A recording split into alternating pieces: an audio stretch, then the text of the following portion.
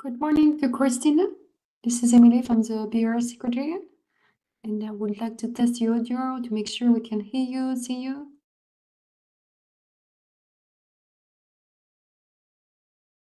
For now, I can see you're still muted.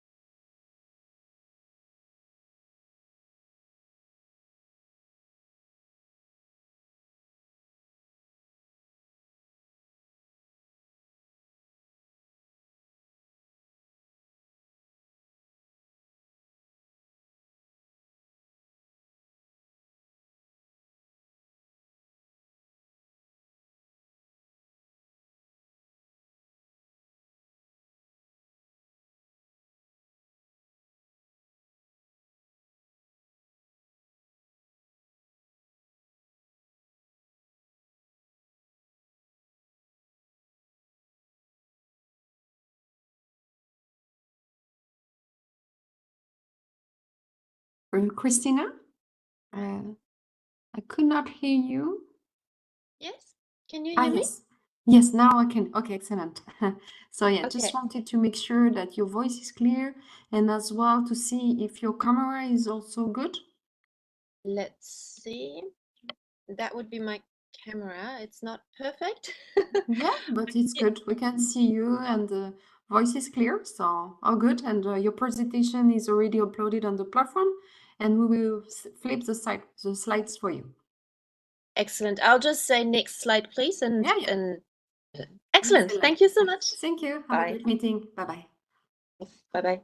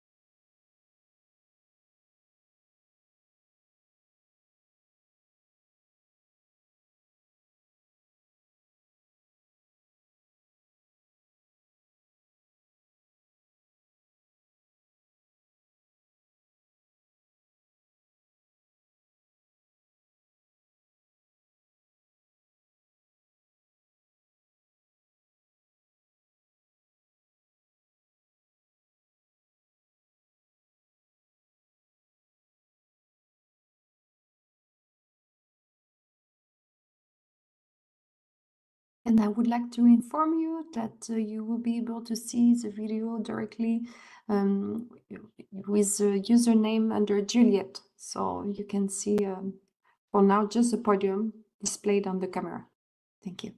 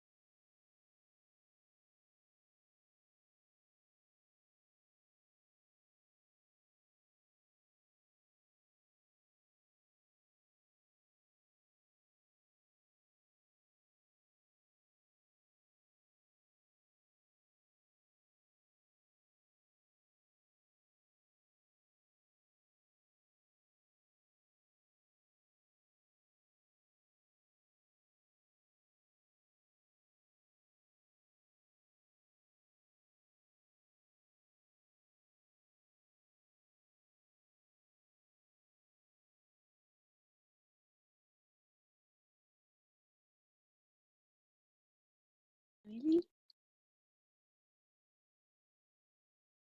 Yes. Can you hear me? I'm trying Yes. with my earphones. I'm trying with my earphones now. It's can you hear me okay? Yeah, we can hear you perfectly. So this is good for Okay, I'm the gonna video. keep them then. Okay, great. Thank you. And would you like to charge the camera or no need? Yes. As you, Yes, as you I wish. think. Can you see me? No, yes, thank you, Emily.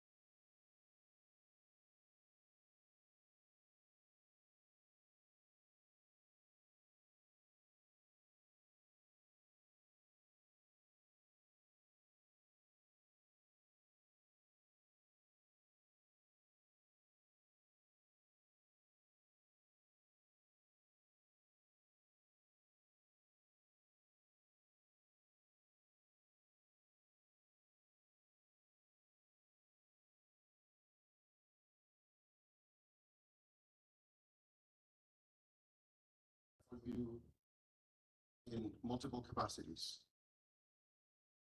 First, I'm the president of the sixth meeting of the Conference of the Parties to the Minamata Convention. I am also president of the Implementation Committee of the Montreal Protocol and chair of the Compliance Committee of the Rotterdam Convention on the prior informed consent procedure for certain hazardous chemicals and pesticides.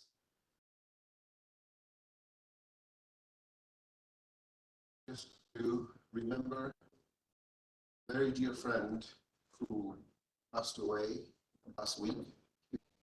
He was a very, very dear friend from the Osborne family. His name is Patrick McInerney, and he was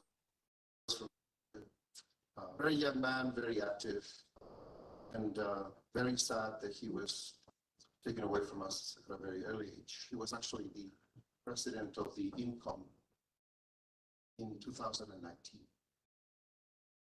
So our condolences goes to his family and friends and colleagues in the Montreal family. The side event is jointly organized by the Secretary of the Basel, Rotterdam, and Stockholm Conventions. You might know them as, and also we're doing this in collaboration with 7 other multilateral environmental agreements.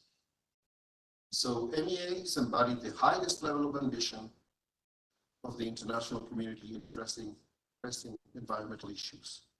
They are designed to tackle the most critical challenges in humanity. The aspect of MEAs is the establishment of rights and obligations. However, the effectiveness of these obligations relies not only on the rule of law, but also on the implementation procedures and mechanisms that ensure their translation to action. This journey began with the Montreal Protocol, whose non-compliance procedure, formalized in 1992, sought to create an alternative approach to traditional dispute settlement mechanisms.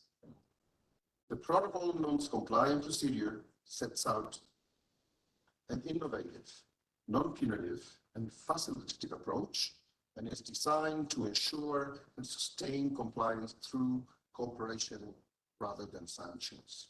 This mechanism is managed by the Implementation Committee, with representatives from all UN geographical regions, has proven effective over time, with meetings becoming leaner as the majority of parties achieve compliance. Technical and financial assistance under the protocol to 144 developing countries contributes to this success and to the continuous capacity of parties to move beyond and above compliance, sustaining the achievements of the protocol and preparing parties for new challenges, such as the last amendment, the Kigali Amendment. In 2023, after more than 50 years of negotiations, the Conference of the Parties to the Stockholm Convention adopted the compliance procedures and mechanisms. After Basel, the first one to establish Committee and Rotterdam.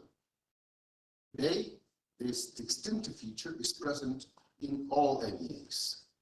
The implementation and compliance committees are integral parts of each MEA, providing support to parties individually and collectively in fulfilling their commitments. Moreover, their efforts are not standalone. They're built upon a broader network of entities, both within and outside the MEAs. The organization of the side event itself serves as a testament to the cooperation among MEAs, which underscores the interconnection of the environmental and health issues they address. However, cooperation extends way beyond this event.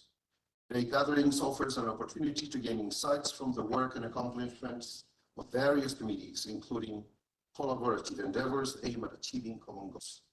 We will explore examples of ongoing cross-fertilization processes and cooperative activities such as dialogues between MEAs committees and other organizations aimed at improving the implementation, compliance, and addressing shared challenges like national reporting, legislative development, combating illegal trafficking.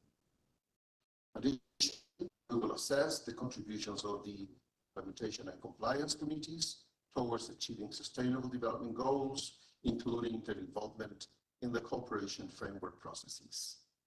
So now, without further ado, it's with great pleasure that I want to introduce you to our esteemed speakers, some of whom will be joining us remotely. So Ms. Yvonne Higuero, she is the Secretary General of the Convention on International Trade in Endangered Species of Wild Fauna and Flora, better known as CITES. Welcome, Yvonne.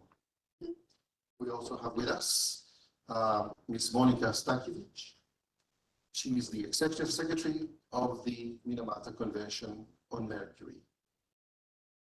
We will have with us also Kunihiko Shimada, Chair of the Facilitated Branch of the Compliance Committee of the Kyoto Protocol, Christina Voigt, Co-Chair of the Paris Agreement Implementation and Compliance Committee, Jimena Nieto, Professor of International Law, Member and Vice Chair of the Compliance Committee under the Cartagena Protocol on Biosafety.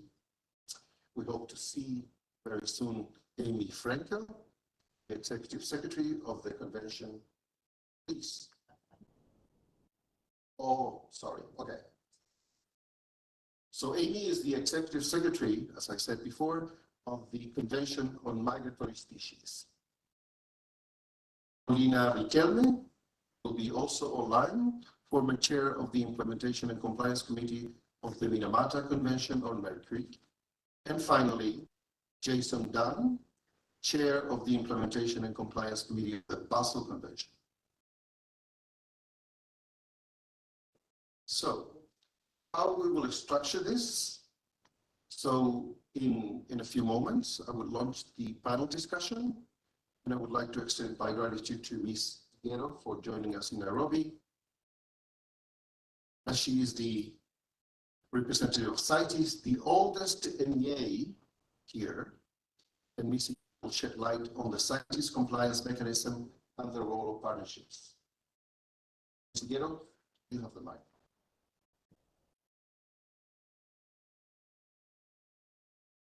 Very much, Mr. Moderator.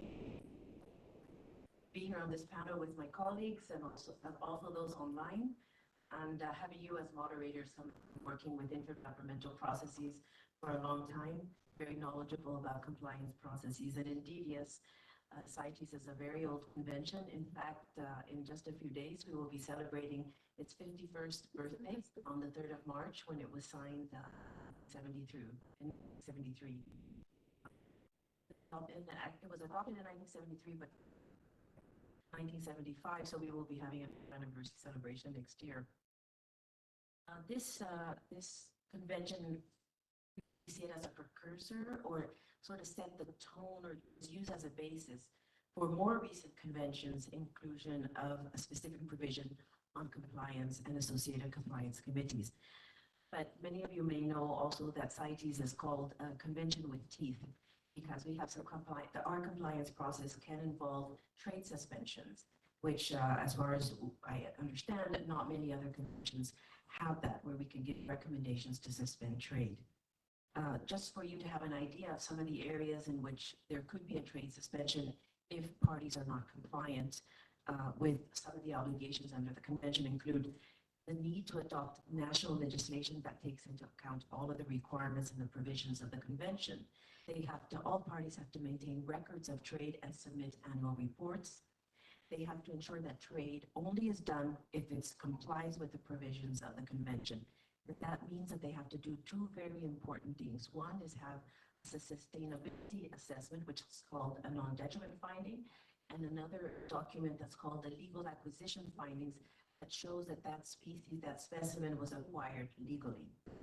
Other matters then can be addressed also under the convention under Article 13. Well, Article 13 compliance is that if it's the CITES listed species is being adversely affected by other reasons, it could be by people trade, for example, or that other provisions of the convention are not being implemented. Now, similar to what was said before, there's a cooperative aspect to it, and we call it the carrot and the stick. So we try to work with the carrot before we apply the stick, and we call our compliance procedures non-adversarial and supportive to the parties. And what we're trying to ensure is long-term compliance. It's not about the punishment. It's trying to make sure that the party is compliant. And what is different also about CITES is that we don't have a compliance committee. We have a standing committee. The standing committee is what serves as a de facto compliance committee, as the cases are brought forward to the standing committee, where they may invite the Secretariat to look into the matter and work with the party that looks to be out of compliance. The Secretariat does this and brings back its findings to the standing committee, and the standing committee decides what measures to take. And it can also be simply to how they're implementing the recommendations and keep an eye on what is happening under the brief that is submitted by the party. So some of the things that the committee can recommend that parties do to address the concerns that have been raised may include adopting or revising legislation, because they have to at some point be category 1 legislation. They have to ensure that the national agencies are formally designated and equipped to perform their roles and responsibilities. This means that they must have a CITES management authority, CITES scientific authority. They have to ensure that trade is only authorized if they have carried out the sustainability assessment, the non-detriment finding, and that all of the species traded are legally acquired, or if there's a legal acquisition finding. They have to strengthen control, marking, and reporting. And as I mentioned before, it can also involve illegal trade, so they must strengthen enforcement measures. Those could be some of the things that we have to have the party report on and finally to the standing committee. Now, if they're not complying with these recommendations that are given by the standing committee, or they're not complying in general with some of the issues under some of the obligations that they have, agree that such a recommendation of suspending trade be made in cases where a party's compliance matter is unresolved and persistent, and the party is showing no attempt to achieve compliance. Such a recommendation is always specifically and explicitly based on the convention and on any applicable resolutions and decisions of the conference of the parties.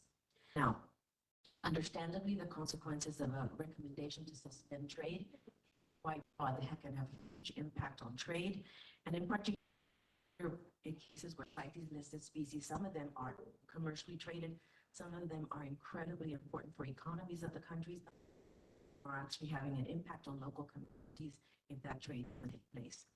These compliance-related trade measures are supposed to be temporary in nature, and they are not applied in an arbitrary, unjustifiable, or discriminatory manner.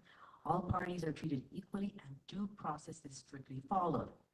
So such measures may concern all trade or only commercial trade. There can be some exceptions because for health purposes, for scientific purposes, there must be some trade in a sample, for example, and though that party is under compliance measures, it could trade in that, but it could be affecting the commercial trade. Target certain species only. They could be, though, the suspension of all trade in CITES listed species. And this is the highest type of compliance measure that can be put in place. And I just want to give you a short example that is species specific that has been recently put in place. The Standing Committee in 2022, several countries from the Western and Central African region brought to the Standing Committee concerns about African rosewood, or Pterocarpus erinaceus, that was being traded unsustainably in their view, and also a lot of illegal trade was going on.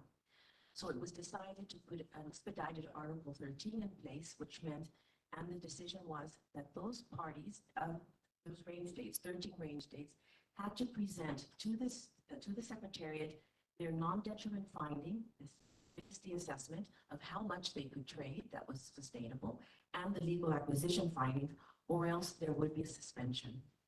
None of the 13 range states were able to present a non-detriment finding or a legal acquisition finding. So after a short period of time, this was reviewed. Some of them had sent some information, but none of it was seen to be in compliance. The ban was put in place that none of these range states could trade in Pterocarpus erinaceus, and it still is maintained today. with some countries now look more closely, getting in line and producing those non-detriment findings and legal action findings. So the other issue is that how it can affect commercial trade. Something as precious as African rosewood that is millions of dollars on the market.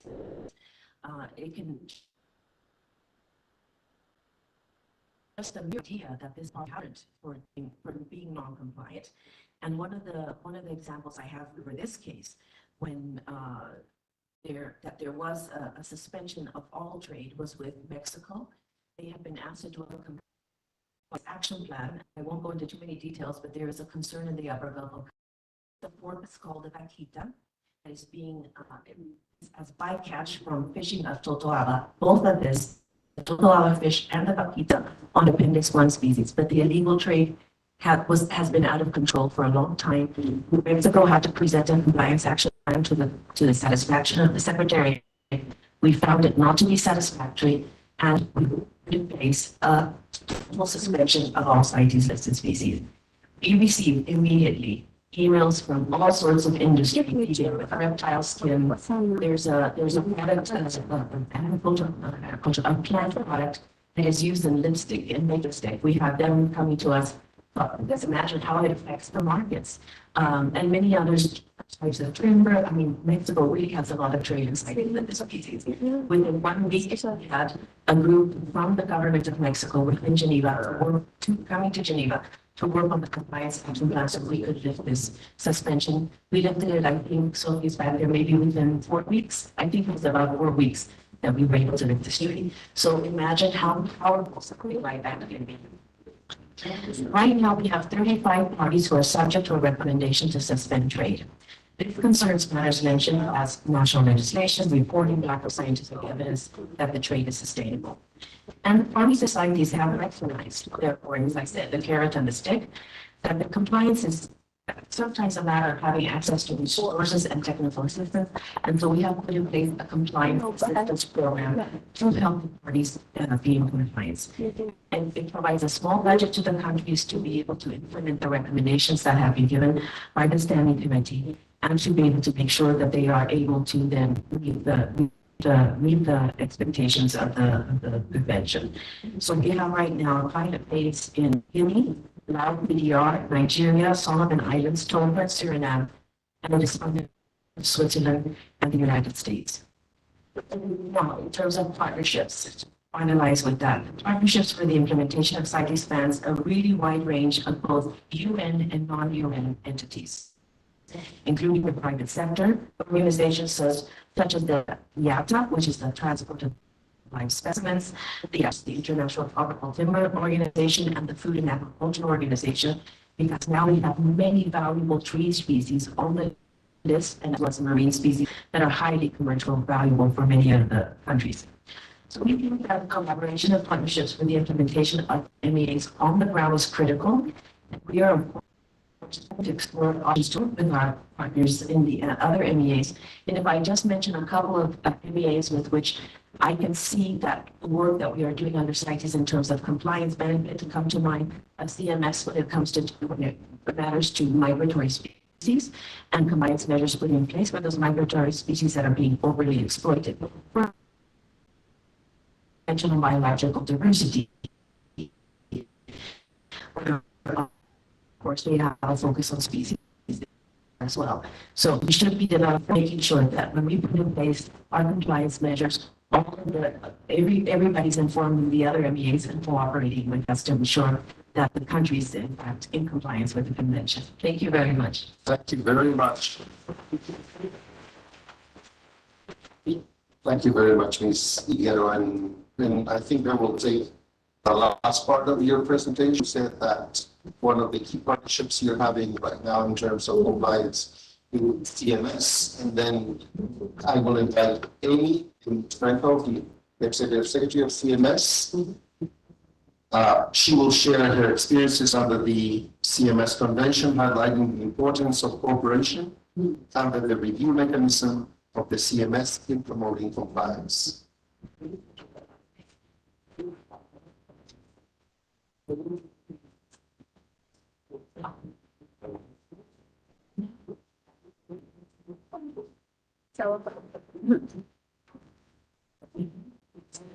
Another one, as you can see. Okay, I think we're good. So I do have slides. I don't know if they made it here, and if they haven't, it's okay. But okay. Second. And if they're not available to put on the screen, we can make sure that they're shared somehow with the group. I'm having a little internet trouble, so I'll start as my computer's stay. Here we go. Good. Okay. So the first thing is conventional migratory species. As Yvonne noted already, there are a number of issues, compliance issues, and we're working with CITES and others on already. But I want to start off by talking about a recent report that we launched in our recent COP, where we get into the details of the compliance mechanism. So we had our COP 14 just 2 weeks ago. In fact, we're still I haven't even read all of our results. You could go on our website, it's cms.int. And one of the things that we did to start off the week was we launched, it was the first ever State of the World's Migratory Species Report. It's never been done before. And it looks at the conservation status of migratory species, both those listed on CMS, but also looking at global trends for species that are not listed on CMS to see how are migratory species as a group doing. And the news was not good. And I'll be speaking more about that. I'll do a little pitch at our side event later today for CMS at 3:30. I think it's either in this tent or the one next door. And one of the key findings was we had assumed, the global community had assumed that habitat destruction was the #1 driver of problems for migratory species. Well, what this report found was that overexploitation, including unintentional take, meaning bycatch, for example, but also intentional take, were actually the #1 problem for many migratory species. So this is a bit of an eye-opening finding. And because of that, our COP, in fact, looked at this. We had a meeting of our scientific council last July, and then our scientific council gave some comments, and our COP adopted a new decision and a new resolution, in fact, updating an old resolution on wildlife crime that had already existed. But what we learned is it's not only about crime, but also about taking a species that might not be prohibited by the convention, but that could be unsustainable in terms of the amount of use. So I'll get back to that in a minute. But it basically found that there were gaps. That was the main point. And the COP adopted a new decision and resolution on priorities for addressing illegal and unsustainable taking of migratory species. That's the long name of the outcome. You'll find that on our website. And essentially, we're going to try to look at those gaps, see what's going on, what are the motivations, and which of those species are not actually used in trade, where they would be in international trade, where CITES would kick in and all of their really strong apparatus on enforcement and compliance. So where are those gaps, and how can we build on what CITES, what countries have done at the national level in terms of for CITES, and see can we use any of that for these issues, and what are some of the measures that might need to be put in place. I'll give you a very specific example of how legislation might not go far enough right now. So let's say we have Appendix 1 of CMS is the most, it is the place where we have legally binding provisions. Appendix 1 lists migratory species which are endangered. They can be critically endangered. They're essentially the species which are not doing well in terms of their status. And that one of the main reasons they're not doing well is because they're being taken purposefully, so taken directly. So if you're listed on Appendix 1, parties which are not allowed to take very, very limited exceptions to that. In addition to those that taking prohibition, there are also some important additional things that parties are supposed to take. The word is endeavor, but it's still very strong, and it's still part of our compliance mechanism, which I'll come to in a minute. So in addition to not taking, parties who are range states of those species have to endeavor to conserve and restore habitats of Appendix 1 species. They have to endeavor to remove or minimize obstacles that impede migration, and they have to endeavor to reduce threats likely to further endanger the species. So it's a whole suite of things that have to be done to address the potential taking of these species and make sure that they can recover. So let me turn to the review mechanism, and I'll tell you why it doesn't go far enough in terms of what I've just laid out for you, our scientific report. So the review mechanism, to get the date of it, it was established at our CMS COP 12, and it was established at the same time as we established a national legislation program, and these really go hand in hand. We want, obviously, is to motivate governments to comply, and if they aren't, it's not that we want to come with the stick, but we really want to use the carrot as much as possible, and that's really the national legislation program, is essentially to look at legislation. It's voluntary. We've had, I think, 50 countries already doing it with us. We have funding from the EU to do this program. We're going to continue this program. Randy, who is here from the Minamata Convention, was working with us on that and did a wonderful job, I might say. And essentially, we look at how well does national legislation reflect what I've just described to you, a clear prohibition on taking with very limited narrow exceptions and addressing these other issues of habitat, impediments, and threats. So what we found is it's a little bit varied. Some of the countries we looked at didn't clearly have legislation that prohibited take the way it's meant to be prohibited. Those findings were not published. This is confidential. But what we then did was we came back to the countries. We said, here's our findings, so they could look at it, and then offer to work with them to develop approaches that might fill those gaps and clarify legislation. So that's where we are now in the process, and we also hope to have more countries come on board. Turning to the review mechanism, the review mechanism is more of a compliance, if we can use that word here, approach. For that, it's a very interesting device, if I can say. The first is its scope, again, is only to those same divisions that I described, the Appendix 1 species taking and the other measures that have to be done. What's interesting is that any entity can actually send a notification, a communication to the Secretariat. It can be a party, it could be a nonprofit organization.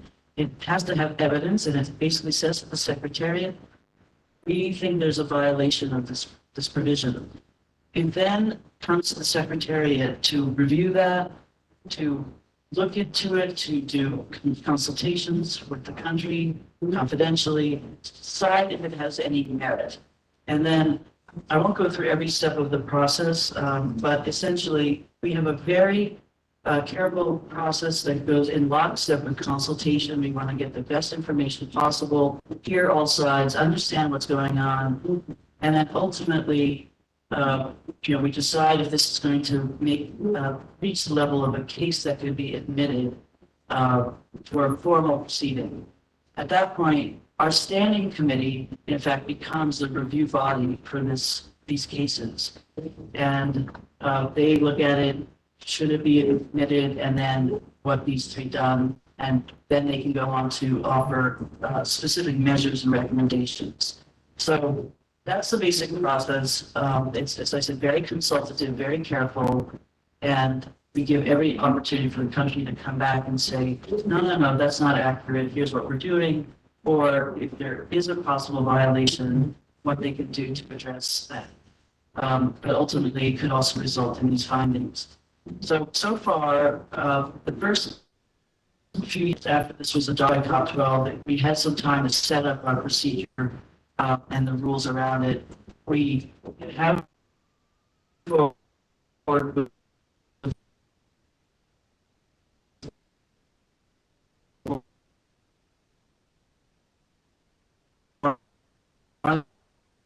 case for our COP, but it will come to a standing committee meeting, this case. And I can tell you what it is since it's public, which involves airport development in Albania. and the potential impact on water birds and other species there. So that would be considered by the standing committee whether it merits any further action. So finally, I want to come back now to the point I made regarding everything I've described so far in terms of our formal mechanisms is only looking at Appendix 1 and doesn't go beyond. Coming back to the science report, what we found, again, is that we have to look more at the gaps of what's happening, not just for Appendix 1, but also Appendix 2. And one example I'll give is if there's a, let me give you an idea of what kinds of taking we're talking about. Why would someone be taking species for use at domestic level, not for international for food? I mean, there's subsistence use, that's absolutely legitimate use, but there could be issues of sustainable levels of use. Does the government know the sustainable levels of the population of the species? Is there good data? Is there good regulatory systems to manage how much hunting there is taking, how much taking there is? So we want to look at countries that might want to strengthen those capacities on the science, on the legislation, on enforcement, et cetera. That's one example. Another could be illegal taking, and a good example is illegal taking of birds. Now, many of our bird species are listed on Appendix 2.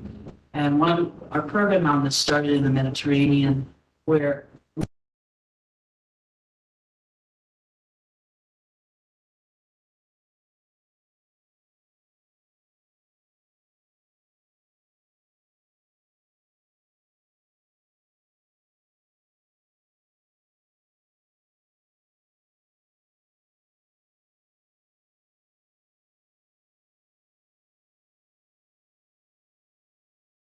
that we have some really good success stories of turning that around. It's also about behavior change and cultural change. It's not just about the law.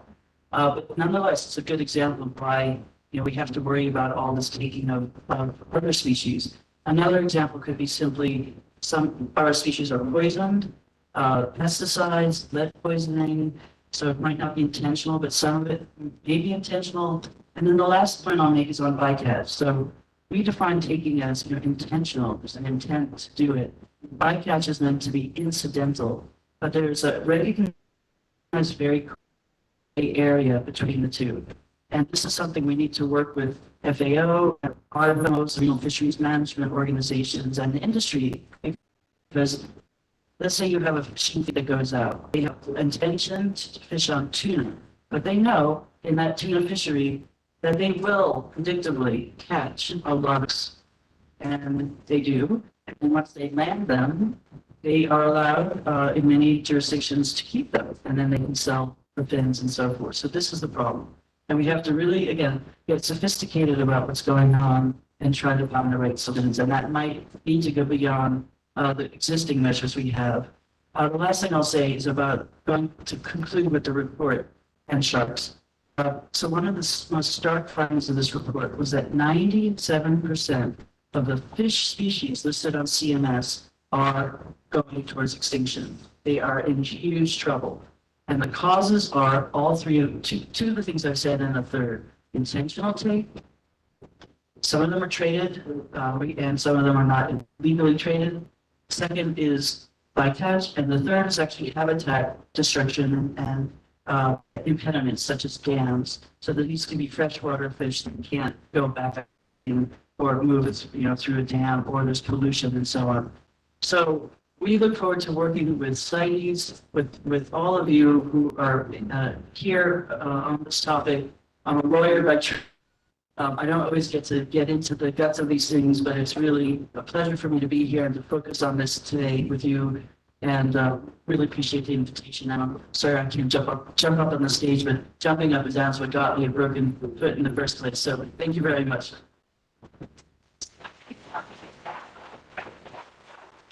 Thank you, Ms. Franco, for that insight. And one cool thing to just make, actually, most of you don't have a compliance committee, but your standing committee is the one that acts as a sort of compliance mechanism for these two conventions. To have in mind, have Mr. Shimada and Ms. Voigt. We have split the team. We will share insights on the contributions of the implementation and compliance committees under the KJ protocol and its agreement, supporting parties' efforts to address climate change. So, welcome, and my only request is that you speak. Thank you very much, Mr. Chair. Thank you. So, please do so when doing your presentation. Thank you very much, Mr. Chair, and it's my great honor to represent the Kyoto Protocol Compliance Committee, especially as the chair of the facility branch. And my name is Kunihiko Shimada. I'm currently serving as a chair, and as you may know, the KP Compliance Committee has been ongoing for the last 18 years, and I myself also serving for almost all years, 18. So I'm a kind of a dinosaur. Let me just touch upon very briefly about the work of the compliance committee. Could you go to the next slide? This is this presentation has three components. I briefly touch upon this. The first one, go back. And then the mandated facility branch, and the major part is the evolving practice of the facility branches, analysis and review reports, and the third one is the lessons learned and challenges. Could be like a good kind of lessons to the other respective relevant the bodies. Please go to the next one. Our mandate is basically the two parts. It's to provide advice and facilitation to the parties in implementing the Kyoto Protocol and promote compliance by parties with their commitments under the Kyoto Protocol, take into account the principle common about differentiated responsibility and respective capabilities. But the second one is actually because the KP Compliance Committee only deals with the issues related to developed countries. So probably we may not need to take into account that the principle of the CBDR and respective capabilities that much. And please go to the next one. And one of the key the functions of the purpose of the work of the facility branch is bridging the gaps between science and policy, and also some rules and the regulations. But as you may know, the compliance committee has been serving to the KP parties for the last 18 years, but up to the 2015, the COP21 time, the facility branch just seemed to be quite dormant. So we existed, but actually nothing specific to do. But thanks to the Paris Accord and also Paris Agreement, we finally switching the gear and doing the substantial work. This is actually mainly we try to find the facilitative and also advising roles, how the parties on the Annex 1, which is the developed countries, could implement their promises under the Kyoto Protocol in a much effective and efficient manner. One of the ways that we touched upon the annual review reports submitted by each developed states. And normally, based on the IPCC reporting guidelines, and expert review teams do the reports of the level of the compliance, and also whether the parties follow the rules and guidance set by the IPCC. And the facility branch of the Kyoto Protocol Compliance Committee looks at it as based on the recommendations made by the expert review team, and whether how we can just help parties implement the recommendations to fix the problems raised by the review teams in conjunction with the Kyoto Protocol's rules. So that's basically what we are doing. And but we have initially we just developed some analysis tool, so-called the general analysis and overview tool. In abbreviation, it's a GAO tool. And then the second phase, we try to refine the guidance tool and possible actions and recommendations, try to capture some of the key recommendations coming up with the review teams in order to help the parties implement their promises. Please go to the next one. Let me touch upon this GAO tool. This is a fantastic tool for analysis and helping all the members and alternate members under the facility branch to conduct their analysis of the review reports.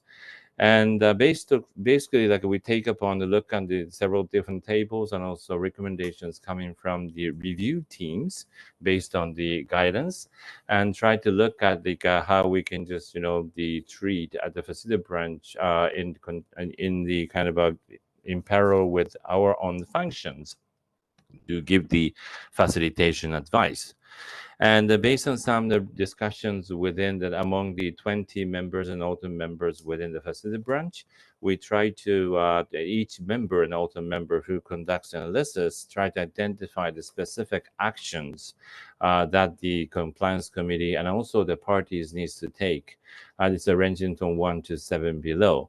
But I just they rather refrain from going into the details. But basically, we try to have the internal discussion within the branch, or we may need to have some clarification questions of the reviewers, or maybe we should also touch upon to the parties concerned directly, to identify the specific problems or some issues needs to be raised by each parties, which what actually made them so difficult to fix the problem. And but actually, to go to the next slide, and as I just mentioned, each kind of a members and other members conducts the analysis based on her and his own a judgment and also some kind of a specific criteria. But we still see the challenges regarding technical nature of the review reports, because this is always the quite difficult interactions with the scientific community and the legal or maybe policy community. So sometimes the members of the facility branch do not understand what the scientists and also members of the expert review teams address in the review reports. But we try to they exchange views between two different committees and bodies, but there's still the lot needs to be done further. Second, assessment of the persistent, significant, and systematic nature of an issue. That's what's the key. These three key issues needs to be identified in order to decide what actions to be taken, or which is more appropriate one for the specific parties concerned. But at the same time, we also need to secure that we need to face. We are always facing the subjectivity and objectivity of the judgment. So that raises some questions of the consistency of the level analysis among the FB members. So that's also the key questions for the future consideration. And then finally, I would like to touch upon the determination action recommendation by the branch. Even though we have the 7 the actions ranging from 1 to 7, as I showed this slide before, but which actions to be more appropriate is still under the discussion at the facility branch. So this also needs to be identified and clarified further. So these questions probably we will hand over to the next level, next kind of a committee, maybe standing committee, and which is also the Paris under the Paris support, because it will cover the much wider parties and the range of the parties, both developed and developing countries. So I hope especially from the facility branch side of the Code of Protocol Compliance Committee, we would like to also hand over some of our lessons and learn and challenges to the new set of the Standing Committees and Compliance Committee. So I think that concludes my own presentation, the brief presentation. And thank you very much. And back to you. Thank you.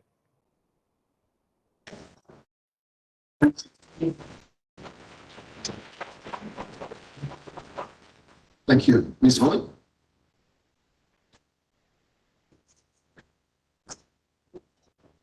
Thank you very much, Mr. Alvarez Perez, and very good morning to Nairobi. I would also like to thank the secretariats of the MEAs involved in the organization of this event for this really important platform for having this discussion. My name is Christina Boyd. I'm the co-chair of the Paris Agreement Implementation and Compliance Committee, or PIKE, as we call it in the committee.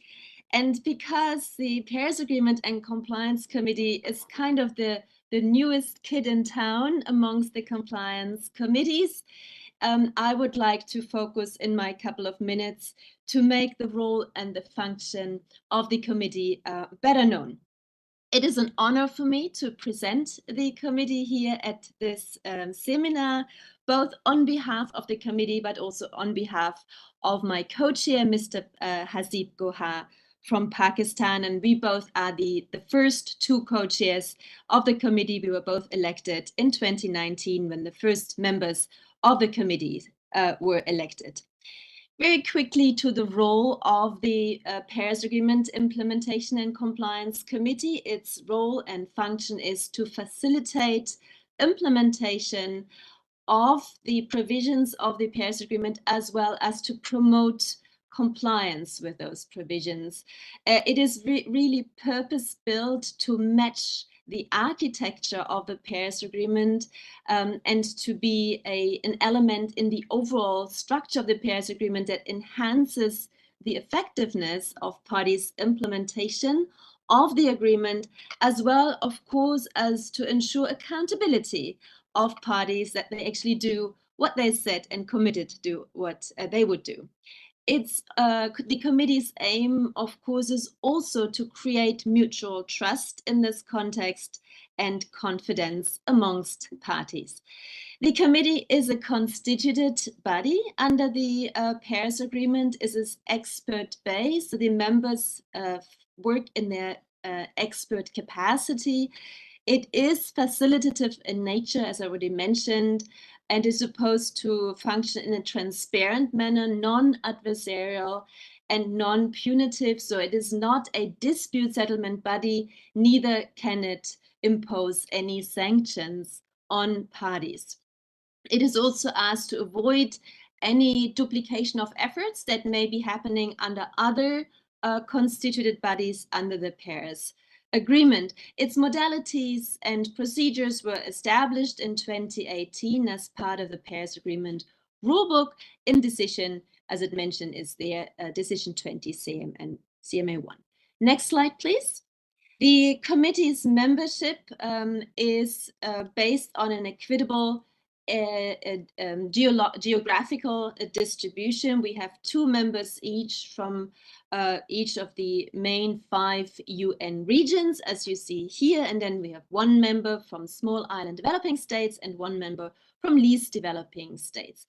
This makes it 12 members, and each member has an alternate, so we're 24 people in this committee, which come from a very broad background, having relevant scientific, but also technical, socioeconomic, as well as legal expertise. And each member serves usually for a term of 3 years and can be re-elected for 1 more term. Next slide, please. Of course, an interesting question is, how does the committee become active? How does an issue get to the committee? And there are basically 3 different modalities. One is that a party itself can come to the committee. The second one is that the committee on its own initiative becomes active. And the third is that the committee becomes active with the consent of the party. Next slide, please. I will very briefly go through each one of them.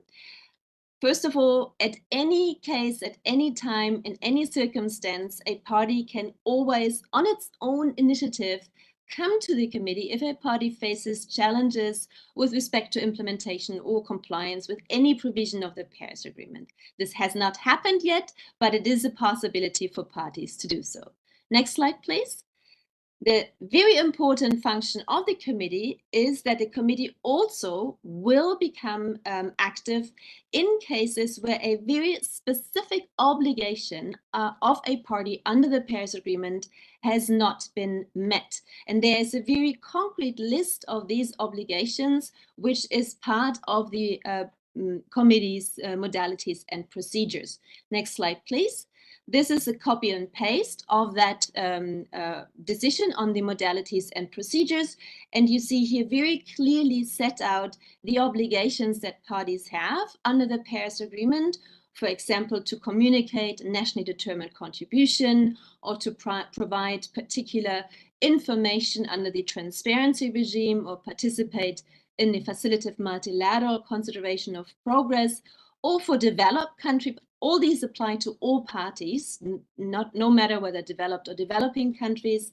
But the fourth element here applies also to financial information for developed or from developed country parties. So that list is specifically set out.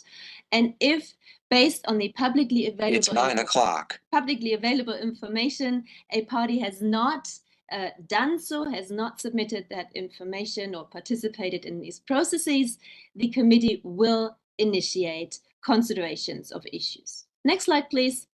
And the third element where the committee can become active is something that still lies in the future, but once the transparency reports by every party have gone through a technical expert review report that will for the first time happen in 2025. And in those review reports, it becomes clear that there's some issues of consistent and persistent inconsistencies of parties reporting as identified in these reports. The committee can take up an issue with respect to those persistent and significant inconsistencies, but in this case, only with the consent of the party concerned. Next slide, please. The next slide, please. The next question, of course, is no, one slide back. I'm sorry. The next question is, what can the committee do? What is the committee's mandate to act in those situations where it initiates the considerations of issues? First of all, the committee is required and requested to take all appropriate measures, and which can include a number of different things. And this list that I included here is not exhaustive. There may be other measures that the committee over time may take, but this is a list that is included in the modalities and procedures of the committee. Committee would always start with engaging in a dialogue with the party concerned, trying to understand what are the challenges, what are the issues, what can be a solution. And I can mention here that last year the committee initiated its first 2 considerations of issues with regard to 2 different parties. And based on that dialogue, the issues were resolved within a very short time frame, and the 2 cases could be closed based on that engagement with the committee. In addition, the committee can also assist parties in the engagement with support bodies under the Paris Agreement, serving the Paris Agreement. These are bodies that are focusing on financial support, technology transfer, capacity building. The committee further, number 3, can recommend the development of an action plan, as other committees, as we already heard, other compliance committees also do, that can be worked out together with the party concerned, where the party can set out its plans of how it will get back into compliance. And finally, as a measure maybe of last resort, the committee can publish a statement, an official statement or finding of fact concerning the non-compliance of a particular party. We have not come to that issue yet, and hopefully we will never get there, but it is part of the toolbox of the committee. And the final slide, please. In addition to these modalities within which the committee can engage with parties under the Paris Agreement, the committee also has the possibility to address issues of a systemic nature. So that doesn't deal with the individual performance of parties, but the idea is that if the committee in its work is realizing that a particular challenge not only pertains to single parties, but it actually affects a certain number of parties, they're all meeting the same challenge, then this may be an indication that it's not an individual problem of a party, but it's a challenge of a systemic nature, that may be something in the rules that doesn't quite work, or other reasons. And in this situation, the committee, either by request of the governing body of the Paris Agreement, the CMA, or on its own initiative, can take up analyzing these systemic issues and provide recommendations to the CMA of how these systemic issues may be addressed. And as I said, these issues would not pertain to individual performance, but are of a more general nature. The committee has not engaged in that kind of work yet, but it's very important and may be an important function of the committee in the years to come when we see how the Paris Agreement and all its processes work that are just about to kick into motion. And with that, I thank you, and back to you, Mr. Moderator.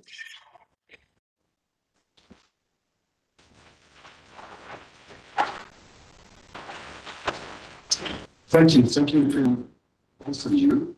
We have Ms. Neto also joining us online from Korea and discuss the value of informal dialogues, changes in promoting cross-fertilization among compliance committees, compliance mechanisms, rather. Their experience as a member and chair of the various compliance committees, including Paris Agreement, Basel Convention, Rotterdam Convention, certainly bring on this perspective. Jimena, to you. Thank you very much, Chair. And I would also like to start by thanking the secretariats involved in organizing this event, and in particular the BRS and the CBD secretariats, since I am here on my capacity of Vice Chair of the Cartagena Protocol Compliance Committee. I think this side event responds to General Assembly Resolution 73333, and stealing a quote from you, Osvaldo, our moderator, I would also like to welcome the inclusion of cooperation with MEAs in the UN Environment Assembly agenda. The importance of union resolutions to support compliance and the effective implementation of MEAs cannot be overemphasized. Now, to my 10-minute presentation, I will approach the issue of cross-fertilization among compliance mechanisms and the value of informal dialogues and exchange, looking at three different moments. What I would call before, that is the moment where the mechanism are negotiating and established. During, that is when the committees actually are actually meeting, including, of course, what measures they take. And I will finish with after, where I would like to share with you, if you bear with me, some general reflections on this issue. The before, this cross-fertilization we are talking about starts when the mechanisms, the negotiations for the establishment of the mechanisms are taking place. Those are often difficult negotiations, but of course, sometimes negotiators are the same that have been in other processes, and you can see that cross-fertilization there. And that led us to give you a specific example. From having these mechanisms on COP decisions to getting them in the treaty by the way of enabling clauses, to the more recent way of doing that, and it's that like in the Minamata Convention on Mercury and the Paris Agreement, including establishing the mechanism in treaty language. That is the most strong, the strongest way to do it. Unfortunately, we are there now. The cross-fertilization also happens when negotiating the rules of procedure and the modalities of procedure. I'm sure we all look at other precedents. We try to replicate some of the procedures that can work for one or other. So that's the first moment where those informal exchanges occur. The during.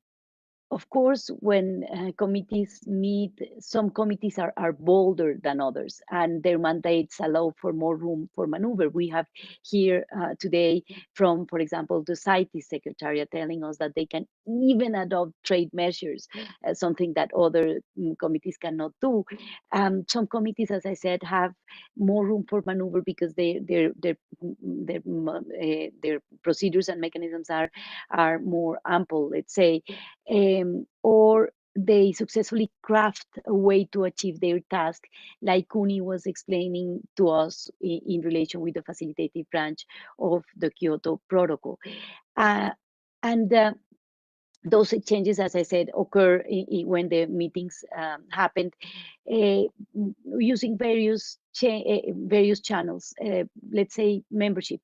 When one person is a member of different committees, this person will carry experiences across the board and mention different ways of doing things. Sometimes they are well received, sometimes not. Members sometimes are reluctant to look at other examples, but that's one channel when the membership is shared.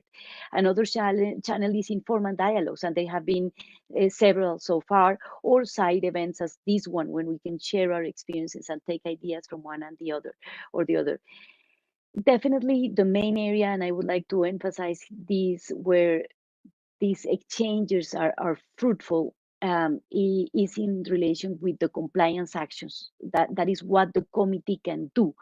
And I would like to bring here examples from the Cartagena and the Basel compliance committees, where members, for example, can or have decided to approach informally a party concerned in the region, or bring this idea of development action plans. And we heard from many of you today, of the presentations today, that figure of action plans, which have proven very useful, and that, for example, didn't exist in the Cartagena protocol, and we imported it from other committees, and it's now being and has now be put in place. Or the one of the most strong measures, which is the consideration of cautionary statements, that has been also an idea shared between the Basel Compliance Committee, Implementation and Compliance Committee, and the Cartagena Compliance Committee. In all cases, and we heard, for example, from the chair of PIKE, dear Cristina, that all that happens always after an active direct engagement with the party. We heard that from CMS as well. This is very important, that these committees need to engage in directly with the party when doing their job. And I think that also has been the way across all the compliance mechanisms present here today. My after reflections that I wanted to share with you, it's definitely when compliance bodies work better and are more proactive, thanks to the collaboration between the secretariats of different MEAs, the collaboration between respective members, the parties. The parties at the end are the ones that will win because of enhanced implementation at the national level, better understanding of their obligation and the needs to fulfill them, the identification of similar challenges, for example, that is also a value added of this exchange, of this cross-fertilization. So we have the same challenges here or here, and that can lead to common approaches to the provision of, for example, of means of implementation for more than one MEA. Definitely BRS is the example of synergies that we have now out there, but there are other ways to promote that common approach that I'm sure will be will materialize in a better provision of those resources for parties. Also, the sense of accountability, the fact that the party is approached by a committee and say, okay, we notice that you're having problem with this obligation or with this report, etc. That gives I think that gives this sense of accountability to the party that is not minor, and that will help, of course, on the way to implementation and compliance. Definitely we can show, and I'm sure if we do that exercise, all committees here can show better reporting rates when the committee is established and working, better development of legislation when that's one of the obligations in the treaty, and so all of this universe of cross-fertilization, of cooperation, goes in one direction, is to support parties and achieve a better implementation of the treaties. I like to finish with the precedents now that we have managed to establish. For example, the recent General Assembly resolutions that I mentioned, or the UNEA mandate on plastic pollution that addresses compliance directly and very clearly. The Treaty on Biodiversity Beyond National Jurisdiction has also a compliance committee. The current negotiations on a treaty, which is in a world outside our world, which is the World Health Organization on pandemics, it's also looking at our compliance mechanisms under MEAs to do something similar. And let me bring my crystal ball here to end. What can be the future? Maybe could we consider one compliance committee for more than one MEA? And I would like to finish on that note. Thank you very much, moderator, for your time.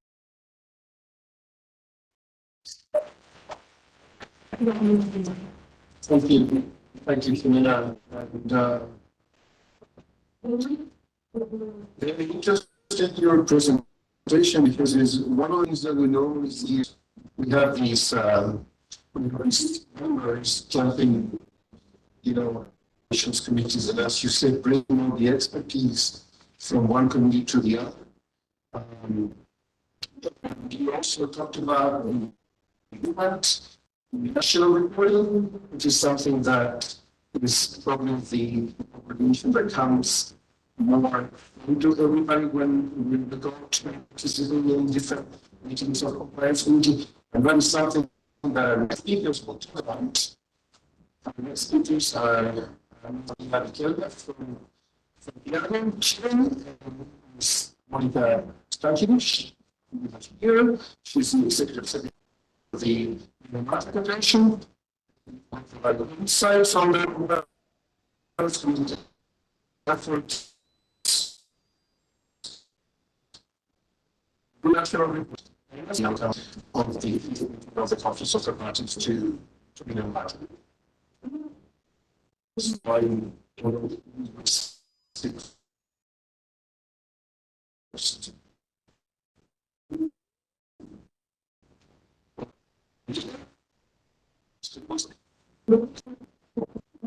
Can you hear me?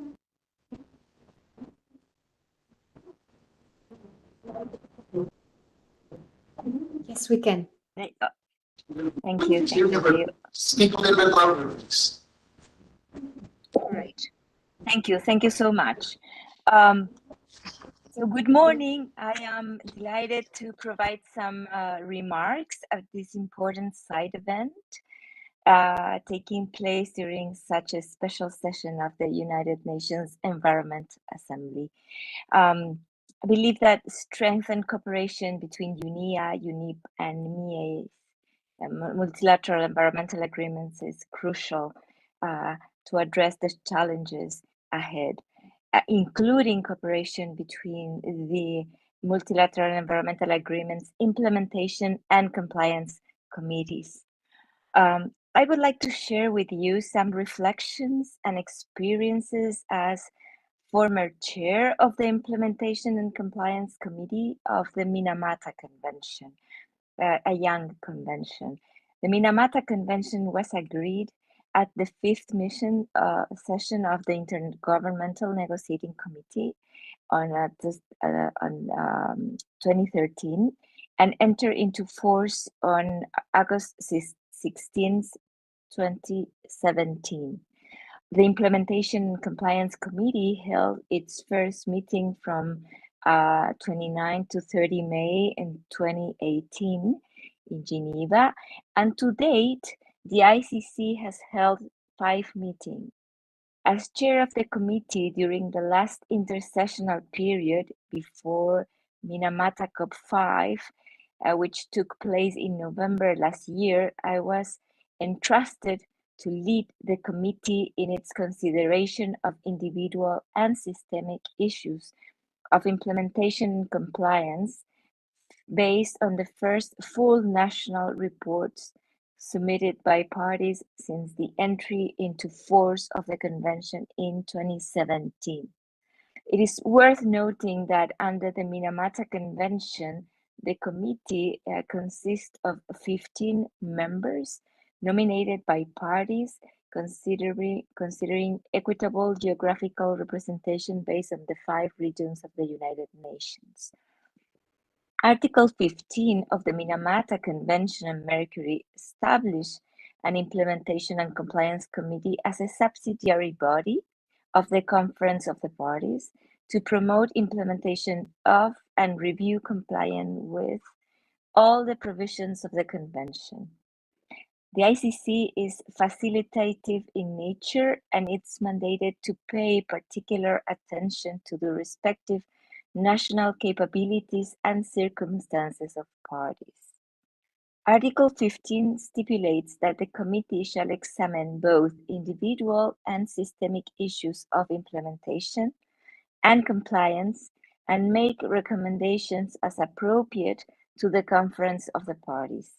Furthermore, the committee may consider issues on the basis of written submission from a party with respect to its own compliance, national reports in accordance with Article 21, and requests emanating from the conference of the party. So far, no written submission or requests were received, so the committee considered issues only on the basis of national reports in accordance with Article 21. The committee met twice during the last intersessional period.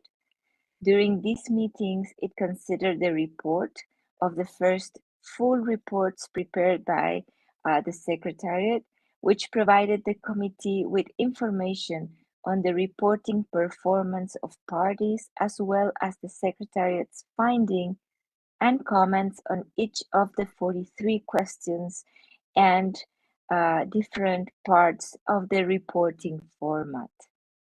In accordance with Article 21 of the Convention, the full national reports provided information on the measures taken by parties to implement most provisions of the Convention, the effectiveness of those measures, and possible challenges in meeting the objectives of the Convention.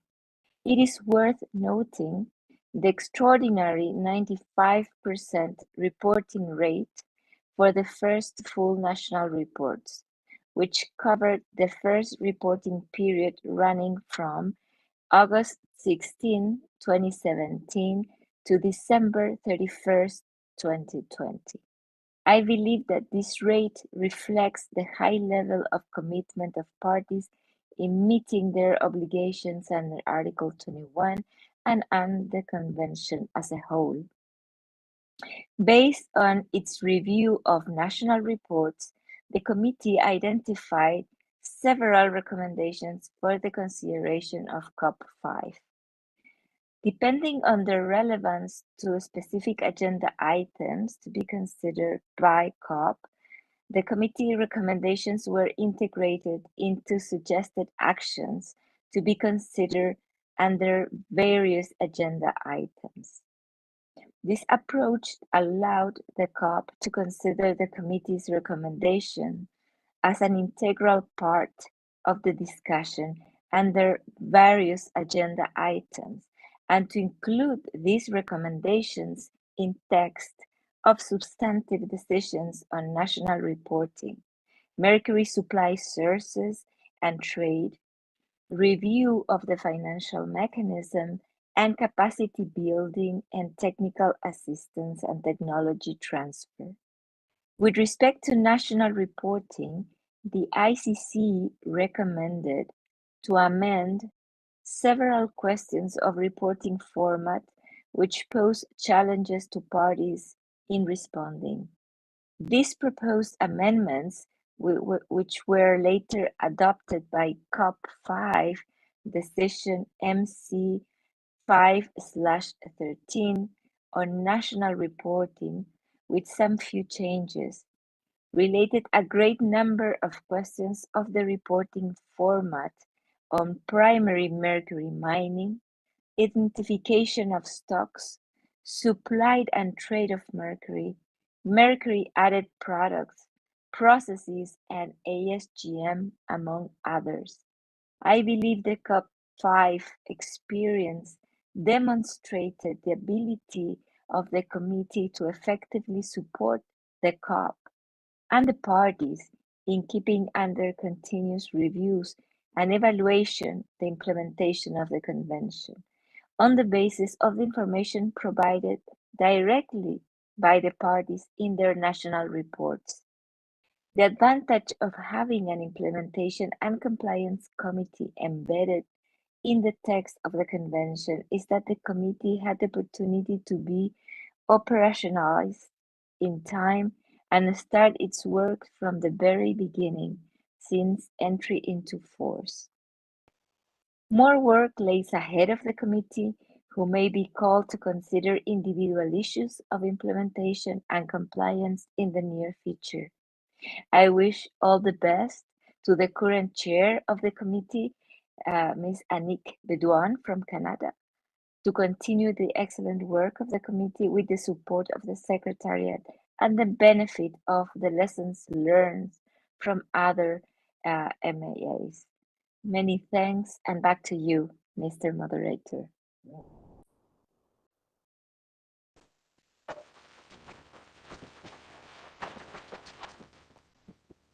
Thank you, Paulina. Monica? Hey everyone, and thank you. I hope you can bear with me.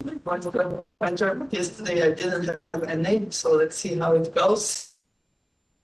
Now, recommendation and action part where she stopped, and this is a little bit about how we can use experiences of, and we are already using experiences of other MEAs as far as implementation and compliance is concerned. And these experiences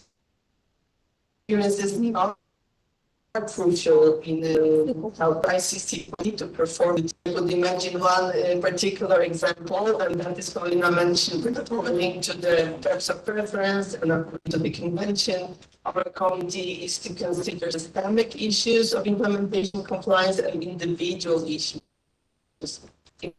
Individual issues are on the parties written solution. Those have not taken place yet. We will have the experiences of other MEs in looking into compliance issues. Individual party will be definitely relevant for us to and for them to see how to go about it. There are already mechanisms to allow between MEs implementation compliance committees, including in their programs. And I'll give you one example, and it was we were very pleased to be invited to the Basel Convention Committee dialogue with other MEs. It was in 2021. I think our committee chair, the Secretariat, attended, so it was good to have this sneak peek view into others are doing it in real life. We also, as Minamata Convention, invited BRS Secretariat to attend the first meetings of our ICC when the terms of reference and the rules of procedure were being discussed and elaborated. Let me also briefly, one of the outcomes of the fifth meeting of the Conference of the Parties last year on mercury supply sources and trade. And in the decision adopted on that matter, the Secretariat to collaboration with BRS Convention, with the Protocol Secretariat or Secretariat and Montreal Protocol Secretariat on the issue of trade, basically. So we will be knocking on your doors and trying to see how we can facilitate the work through the implementation compliance committee, but not only in terms of trade and legal trade. And our collaboration is particularly close with BRS Conventions, the Secretariat and BRS Conventions, and also UNEP Chemicals and Health Branch under so-called task force on programmatic collaboration, which has different working groups. That this task force was established or decided by our respective and one key area of is implementation and compliance.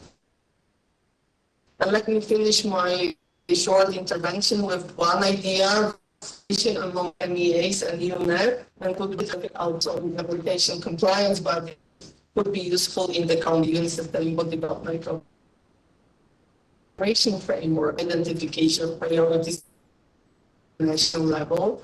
That could be one avenue to strengthen implementation by rules, objectives, and implementation in the work of country corpus, and basically integrating environmental commitments into national development planning.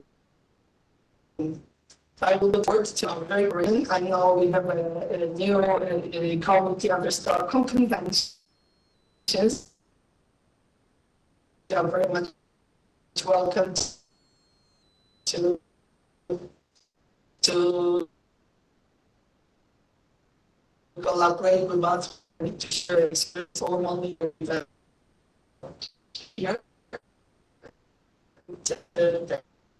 Thank you to everyone for the very good Thank you. In fact, that's the numerous compliance committee, we still have to elect members though. We just have the decision but established the mechanism on the last call. So now back to BRS. We have Mr. Dan joined us from another time zone from Australia. He will discuss the recent work of the Council Compliance Committee in integrating implementation into the broader Sustainable Development Agenda. Lisa, to you. Thank you, Mr. Moderator. Distinguished delegates, dear colleagues. It is a pleasure for me to share with you the experience of the Basel Convention's Implementation and Compliance Committee with the integration of implementation needs in the broader Sustainable Development Agenda. Allow me to start with a few words about the Convention. The 1989 Basel Convention has the objective of protecting human health and the environment from hazardous waste and other waste requiring special consideration. The focus of the Convention is on controlling transboundary movements of waste so as to ensure parties with the will and capacity to manage them in an environmentally sound manner receive them. Like other MEAs, international trade control is therefore at the very heart of the Basel Convention. What perhaps distinguishes the Basel Convention from some other MEAs is the breadth of its coverage, with a very wide range of wastes falling within its scope. By encompassing, for instance, household waste, plastic waste, hospital waste, and electrical and electronic wastes, the Basel Convention captures waste from a variety of sectors of the economy. Another feature of the Convention is the potential of its provisions on the minimization of the generation of waste and, more generally, the principle of waste hierarchy to drive a transition to circular economy approaches. The implementation of the Convention is usually associated with Sustainable Development Goal 12 on ensuring sustainable consumption and production patterns. But to be fair, the Convention contributes directly and indirectly to realising all Sustainable Development Goals, just as much as its implementation can contribute to achieving the objectives of the Paris Agreement and the Convention on Biological Diversity. It is therefore not surprising that since 2019, the Conference of Parties has entrusted the Implementation and Compliance Committee to explore whether and how parties' needs in relation to the implementation of the Convention are embedded in the cooperation frameworks. As you may know, the cooperation framework is the primary instrument for planning and implementing the United Nations Development System support to national and regional Sustainable Development Goal priorities. The cooperation framework is a vehicle for supporting economic transformation, offering options to reframe economic policies and practices around sustainability for inclusive, diversified, and job-intensive economic transformation that advances the rights and well-being of all citizens, strengthens economies, and protects the planet. Given that MEAs constitute the most ambitious tool used by the international community to address the most pressing global environmental issues, one could reasonably expect that cooperation frameworks are filled with references to MEAs and to achieving their objectives. The work of the committee so far has been to reach out to parties on one hand and to the UN system resident coordinators and UN country teams on the other to gather first-hand information on efforts to integrate the Basel Convention implementation needs in cooperation frameworks. The preliminary findings of the report developed by the Secretariat indicate that objectives and obligations set out in MEA should match national priorities that are not well referenced in these frameworks. In order to maximise the benefits of the Convention, sorry, I've lost myself. I need to go back a bit. So the preliminary findings of the reports developed by the Secretariat have found that for parties, there is limited awareness about cooperation frameworks and integration of national reporting needs in the cooperation frameworks appears similarly limited. And for resident coordinators and UN country teams, most respondents were aware of the convention and its obligations regarding national reporting, as well as linkages to the Sustainable Development Goal Indicator 1241. Limited support has been provided to parties in integrating reporting under the Basel Convention into the cooperation frameworks, and only a few countries sought such support. The full report, including recommendations, will be presented for consideration at the 16th meeting of the Basel Convention Committee this June. These preliminary findings are in line with the outcome of the 2023 review by the UNEP of 32 cooperation frameworks. Based on this review, it appears that only 2 cooperation frameworks contain references to the Basel, Rotterdam, and Stockholm Conventions. Furthermore, the review found that whilst pollution in cooperation frameworks remains strongly linked to waste management, references to chemicals, air, water, and soil quality have decreased from previous years. As such, although the environmental objectives and obligations set out in the MEAs should match natural priorities, they are not well referenced in cooperation frameworks. In order to maximise the benefits of the Convention, the Committee is developing guidance on how individual parties can integrate action to address their needs under the Basel Convention into the cooperation frameworks. This guidance is to serve as a concrete tool for parties wishing to embed the Convention in their development priorities, whether these pertain to economic, public infrastructure, health, or the environmental sectors. Another stream of work, the Basel Convention Implementation and Compliance Committee, is to foster cooperation. To foster cooperation is the convening of dialogues. These involve a range of partners that support parties with implementation of the Convention or from which the Committee can learn, such as other MEAs compliance committees. Pursuant to its current work programme, the Committee is to organise dialogues with a view to improving compliance with obligations to transmit national reports, to develop national legislation, and to prevent and combat illegal traffic. The idea, of course, is that a range of entities can or could provide support to parties. The Basel Convention regional centres, of course, but also UNEP, UNDP, UNIDO, UN Habitat, global and regional finance mechanisms.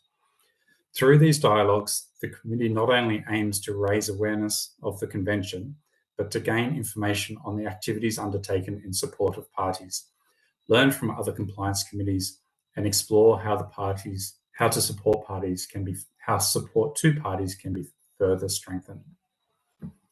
Finally, I wanted to mention the Committee's work in support of specific parties. Like other committees, the Committee is to facilitate implementation and compliance by individual parties. In these instances, the parties receive tailored support, be it advice or access to expertise and financial resources. Here again, in an effort to maximise the support provided, the Committee ensures that the relevant resident coordinator and the Basel Convention Regional Centre are aware of the compliance difficulties. The Committee also takes into account the assistance already provided by other entities, for instance, that provided by UNEP's special program to support institutional strengthening at the national level for implementation of the Basel, Rotterdam and Stockholm Conventions, the Minamata Convention and the SICAM. In conclusion, the parties of the Basel Convention need all the support available to protect human health and the environment from the negative impacts of hazardous and other wastes. Within the mandate set by the Conference of the Parties, the Implementation and Compliance Committee is dedicated to facilitating parties' efforts to reap all the benefits stemming from the implementation of the Convention and more broadly achieving the Sustainable Development Goals. This concludes my presentation for today, and I thank you all for the opportunity to share this information with you and also for the support of the Secretariat in organising this side event. Back to you, Mr. Moderator.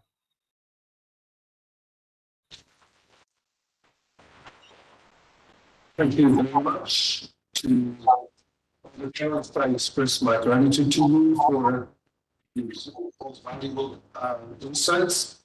I am very sorry that we have no time for a question and answer session. We're running already 10 minutes late. We have seen, how these implementations committees are naturally parties in in trying to implement the obligations under the different conventions. We have different setups, of course. We have a normal compliance committee or itself, but through the standing committee of the CITES convention that actually, came into force in countries where we want to adopt a cumulative implementation committee. Nowadays, we have all these new committees and the Paris Agreement, the Malta, the New Stockholm, Rotterdam, in fact, all of those who are facilitators.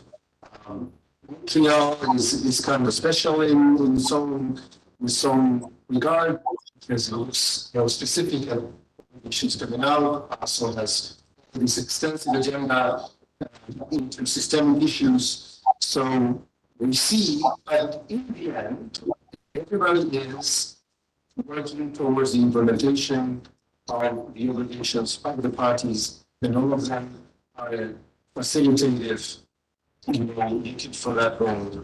So thank you to all of you to come here. Thank you for your interest. Thanks to BRS for organizing this side event. And we welcome you at other side events. So to everybody, and a fruitful USS.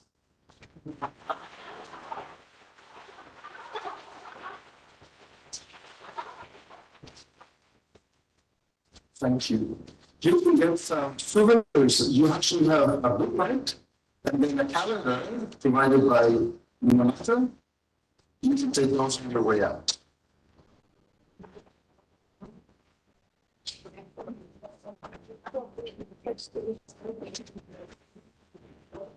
Maybe